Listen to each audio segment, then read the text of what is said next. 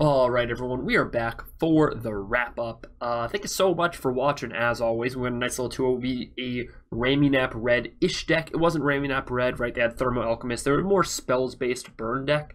It's the kind of deck that would be decent against Raminap Red, because you just get to, like, kill all their things on their turn, sort of. But they were trying it against us. We didn't let it fly, of course. We beat them, and then we beat green-black counters. So, what do I think about this deck? Well, I think it's going to be decent against green-black counters and zombies, like I said before the video. I think we're a little tough against Raminap Red, which is why we have, 8 sideboard slots or whatever dedicated to it. And against control, we have some game, right? We have Dread Wanderers that come back, Scrap Heap Scroungers that come back. If we ever land a Nest of Scarabs, control can't win, because they're not going to be able to counter every single one of our threats. They're going to rely on killing a lot of them, but if your 2-drops all of a sudden are making, if your 2-drop is becoming 4 different creatures, even though not all of those have a ton of power and toughness, most of those are just 1/1s, including the Exemplar itself sometimes, it's just so hard for the opponent to deal with all of those different creatures. So I think this deck is pretty good. I'm going to try it out a bit more on stream tonight, although I have some other things to play on stream as well. As always, if you want to check out the stream, twitch.tv/SamBuff49. We recently got partnered. We have t-shirts out. I mean, we're really working the stream over there. We play mostly standard, which is why these videos have morphed a lot into standard. We do draft as well, though, so that's pretty cool.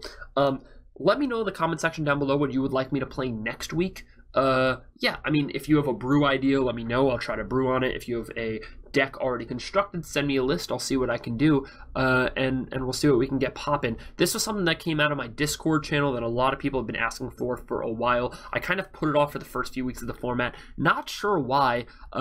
I guess I just didn't think it would be that strong. In Amonkhet, it seemed a little too combo-y for me, but then once I realized that the format was really shifting towards Black, Green, and Zombies, because those are the 2 decks that have good matchups against Mono Red, I kind of was like, oh, well, if the format's going this way, then maybe a deck that kind of clogs the board even more than a deck like Zombies and has a few ways to win is going to be good. So changes I would consider making. Festering Mummy didn't really prove to be great, but that's because we played 2 decks it wasn't fantastic against. Yes, it could kill those Firebrand Archers, but it's really good against like Crypt Breakers and the X1s in Raminap Red and stuff like that. I think we want the 4th Appeal to Authority that turned out to be our best card. I'd cut a crock for it. Dread Wanderers, Festering Mummies, Blister Pods. I think Blister Pod was by far the best one of those. 4 If Near Dreadlands was correct. I would even not mind switching 1 Forest to 1 Hashep Oasis just to have an extra thing to sack to the If Near Dreadlands. That seems fine. 4 Hibachus, 4 Nest of Scarabs, Obv. No removals seem to do quite well, just like I was hypothesizing before the video, and I've played a few matches with this deck, so it's not a complete hypothesis, but it's not completely unproven, I should say. But not having removal doesn't really hurt us, because we can just kind of block their big things.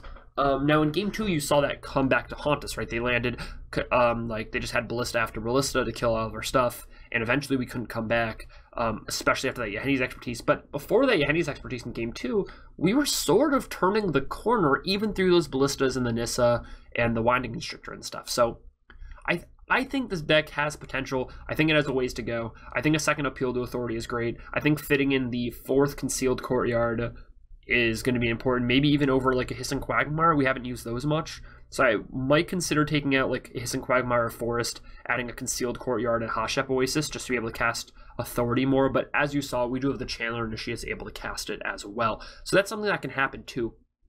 Once again, just thank you so much for watching.